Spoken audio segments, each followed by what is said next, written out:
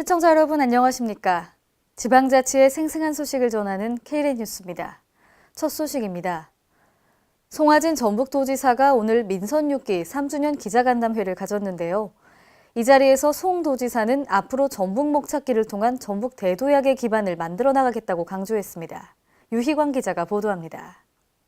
송하진 전북도지사가 3일 민선 6기 3주년 기자간담회를 갖고 전북도정은 현 정부와 일관된 맥락을 가지고 행동을 하고 있다며 그동안 소외받고 낙후됐던 전북도는 향후 새로운 모습으로 미래를 만들어 나갈 것이라고 밝혔습니다. 송하진 도지사는 새로운 정부의 출범과 함께 사회적 구조도 변화해 나가고 있기 때문에 전북도 그 흐름에 맞춰 나가는 것이 무엇보다 중요하다며 남은 임기 또한 전북목 찾기를 통한 2020 전북 대도약의 기반을 만들어 나가겠다고 강조했습니다. 또 19대 핵심 과제는 단순히 남은 1년의 목표를 둔 것이 아닌 2020 대도약을 위해 앞으로의 3년을 놓고 본 것이고 2020년을 넘어 2030이라는 그랜드 플랜도 만들어 나갈 계획이라며 내년 6.13 지방선거 재출마 의지를 시사했습니다. 특히 송 지사는 문재인 대통령의 전북에 대한 관심을 들어 새만금 개발, 2023 세계 잼버리 대회 유치, 군산 현대 조선소 등 공약 사업에 대한 깊은 기대감을 나타냈습니다.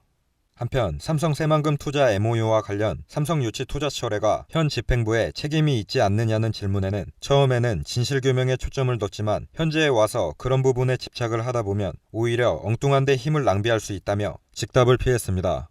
지금 와서 그런 부분들에 너무 집착을 하다 보면 오히려 엉뚱한 데 정력을 낭비할 소지가 있기 때문에 이 또한 미래를 향해서 보고 싶다 생각을 갖고 있고요. 모든 진실은 그 진실을 행한 자들이 다 알고 있는 사항이니까 굳이 저는 거기에 집착을 하지 않겠습니다. KLN 유희광입니다. 광주광역시는 오늘부터 7일까지 세계 협동조합의 날과 사회적 기업의 날을 기념하기 위해 광주 사회적 경제 주간 행사를 개최합니다. 이번 행사는 사회적 경제 조직과 시민들이 하나가 되자는 의미로 연대로 하나 되는 사회적 경제라는 슬로건으로 진행됩니다. 지난 1일 기념식과 함께 광주시청 1층 시민숲에서 오는 4일까지 사회적 경제 기업 제품의 우수성을 홍보하는 사회적 경제 상품 및 서비스 품평회도 열립니다. 한편 2017 광주 사회적 경제 주간 행사는 광주 지역의 사회적 경제 대표, 종사자, 시민 등 누구나 참여할 수 있습니다. 전북 남원시 현재 인구는 83,787명으로 저출산과 인구 유출을 막기 위해 노력하고 있는데요.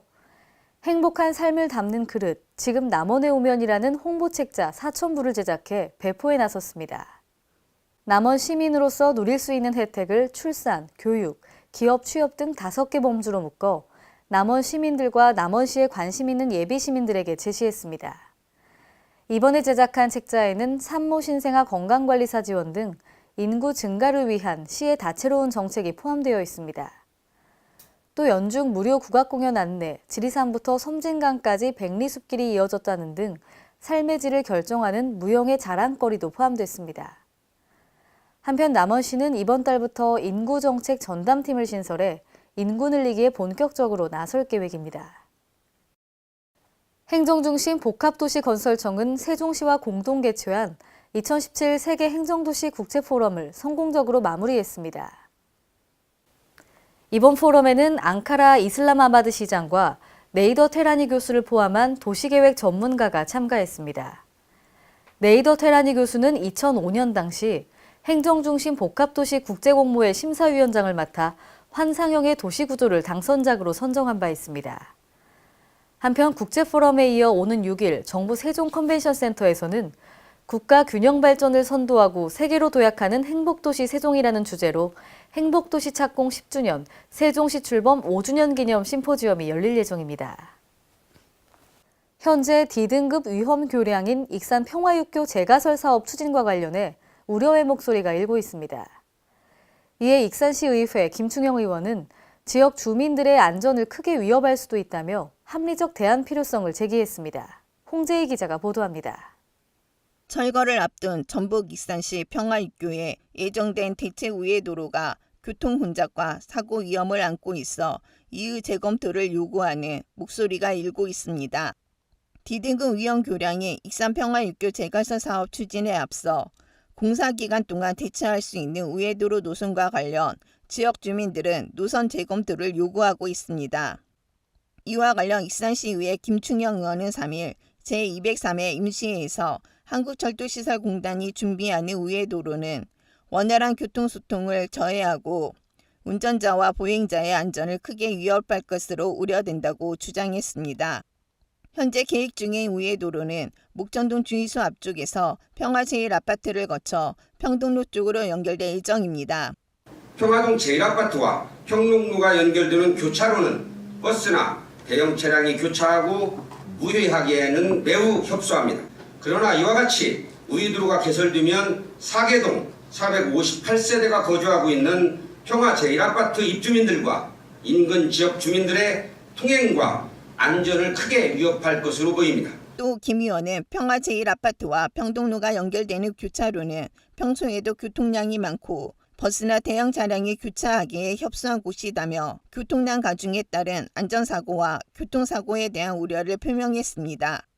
김 의원은 이를 위해 익산대야 복선 전철 공사 구간은 공사 차량의 통행이 가능하도록 임의 통행료가 확보되어 있다며 이 길과 목천동 화정마을 진입로를 평동로와 연결하면 안전 확보가 가능할 것이라고 제안했습니다. KLN 홍재희입니다. 전 세계 태권도인들의 축제 한마당인 2017 무주 WTF 세계 태권도 선수권 대회가 지난달 30일 성공적으로 막을 내렸습니다. 이번 폐막식에서는 국제태권도연맹의 틀, 겨루기 등 단체 시범과 태권도 동작의 춤사위를 더한 흥겨운 공연으로 뜨거운 박수갈채를 끌어냈습니다. 역대 가장 많은 183개국이 참가한 이번 대회는 지난달 24일부터 무주 태권도원에서 7일간의 열전에 돌입했고 북한 태권도 시범단 공연과 바뀐 경기 규칙 적용 등 숱한 화제거리로 전 세계의 이목을 끌었습니다. 특히 WTF와 ITF가 태권도라는 하나의 뿌리에서 나왔음을 재확인하고 남북교류 등 협력을 다짐한 것은 무주 태권도원의 성지화를 앞당기는 계기가 될 것으로 기대됩니다. 이상으로 KLN 뉴스를 마칩니다. 시청해주신 여러분 고맙습니다.